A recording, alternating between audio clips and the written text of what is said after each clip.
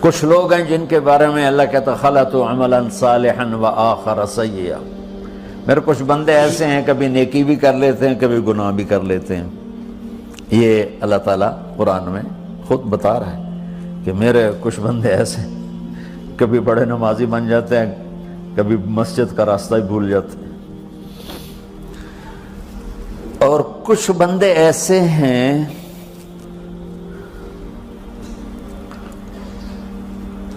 جنہوں نے جب سے آنکھ کھولی ہے اس دن سے لے کر آج تک ایک کام اللہ کو راضی کرنے والا نہیں کیا۔ ایسوں سے بھی دنیا بھری پڑی ہے، اور ایک بہت بڑا دنیا کا طبقہ ہے جو اللہ کو جانتا ہی نہیں ہے، جانتا ہے تو غلط طریقے سے جانتا ہے، اور ایک بہت بڑا طبقہ ہے جو اللہ کو مانتا ہی نہیں کہ ہے ہی کوئی نہیں، ایتھیسٹ ہوں میں ایتھیسٹ ہوں۔ تو میرے بھائیوں، میں اللہ کی قسم کھا کے کہہ رہا ہوں کہ کس محبت سے اللہ نے ان لوگوں کو پکارا ہے، کاش میں آپ کو اس کی وضاحت کر سکوں۔ یا عبادی الذین اسرفوا علی انفسہم،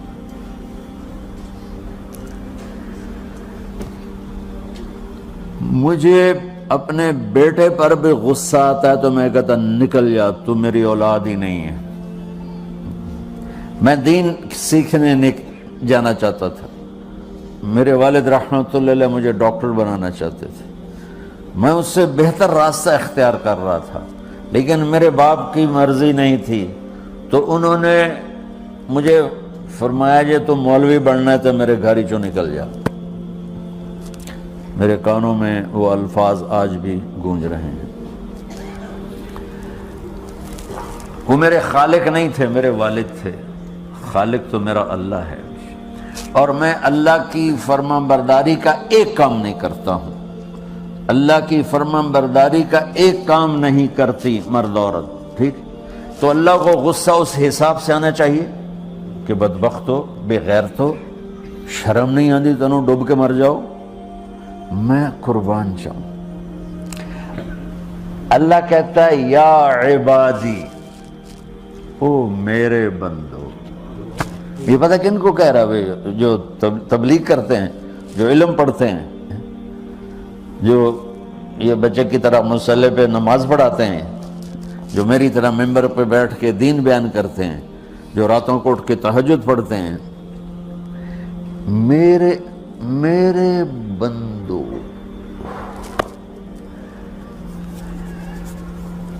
آپ نے دیکھا وہ شہد ایک دھار بناتا ہے، ٹپکتا ہوا نیچے آتا ہے نا۔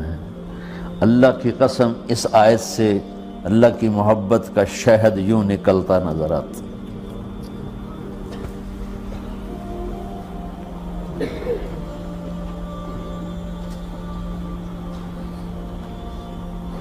یا عبادی، اللہ کو کہنا تھا اوے نافرمانو، کہنا یہ چاہیے تھا جو آگے لفظ میں بتاؤں گا نا، پھر آپ کو خود بخود میری بات واضح ہو جائے گی۔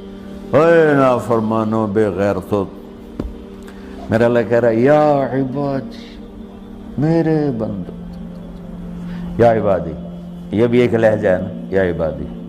او بھائی گل سنو، یہ ایک لہجہ، بھائی سب حضرات توجہ فرمائیں، کتنا فرق پڑ گیا ہے۔ پہلے لہجے میں بدتمیزی تھی، دوسرے لہجے میں آپ سب کا احترام تھا۔ میرا رب تو بے نیاز ہے، اس سے ہماری کیا ضرورت ہے؟ سارے آسمان سجدے سے بھرے پڑے ہیں، فرشتے مکدے ہی نہیں۔ پھر وہ ہمیں یا ایھا الناس نہیں کہتا، اوے لوگو، یا ایھا الناس، اوے لوگو، یا عبادی، او میرے بندو، میرے۔ یا عبادی سے یوں لگتا ہے جیسے اللہ آگے بڑے رابعہ بصری جیسی عورتیں اور جنید بغدادی جیسے مردوں سے اللہ بات کرنے لگا ہے۔ 3 لفظ ہیں، اسرفوا علی انفسہم، وہ بندے جنہوں نے جب سے آنکھ کھولی ہے ایک دفعہ بھی مجھے خوش کرنے کا کام نہیں کیا، آ جاؤ تم بھی میرے ہی ہو۔ سبحان اللہ نے ایسے باہیں پھیلا دی اپنی رحمت کی۔ یا عباد، تقوی والے نہیں کہا،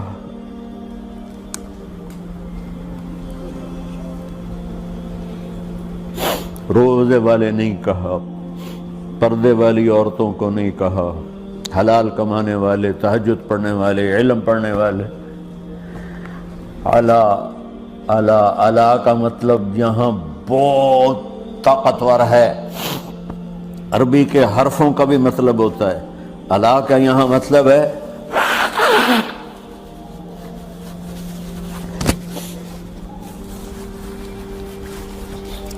آپ نے اس ممبر کو کور کیا ہوا ہے کپڑے کے ساتھ، کہیں سے نظر آ رہا ہے؟ بولو، کہیں سے نظر آ رہا ہے؟ اس کو علا کہتے ہیں۔ اللہ کیا کہہ رہا ہے کہ جنہوں نے اتنے گناہ کیے ہیں کہ ان کا جسم گناہوں میں ڈوب گیا ہے، وہ نظر ہی نہیں آتا ہے، صرف اوپر گناہ ہی گناہ نظر آ رہا ہے، نافرمانیاں نظر آ رہی ہیں، ان کا اپنا وجود اس میں نظر ہی نہیں آ رہا۔ اللہ کہہ رہا ہے یا عبادی، اور تسی بھی میرے ہی ہو، آ جاؤ آ جاؤ۔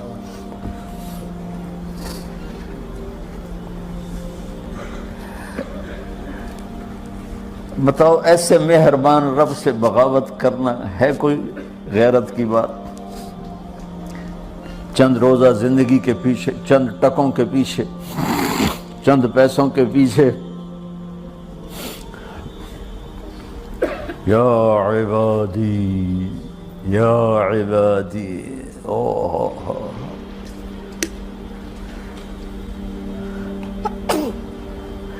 ایک اور حدیث آپ کی برکت سے یاد آئی بڑے زمانے کے بعد، اور وہ بھی یاد آ گئی، بیچ والا سناؤں گا بعد میں۔ اے داؤد، اے داؤد، لو یعلمون المدبرون عنی۔ داؤد علیہ السلام، اگر ان میرے نافرمانوں کو پتہ چل جائے نا میں ان سے کتنا پیار کرتا ہوں، ان کے کلیجے پھٹ جائیں۔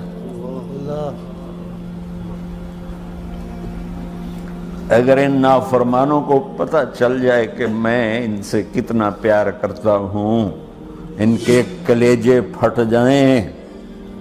داؤد جب نافرمانوں سے اتنا پیار کرتا ہوں تو فرمان برداروں سے کتنا کرتا ہوں۔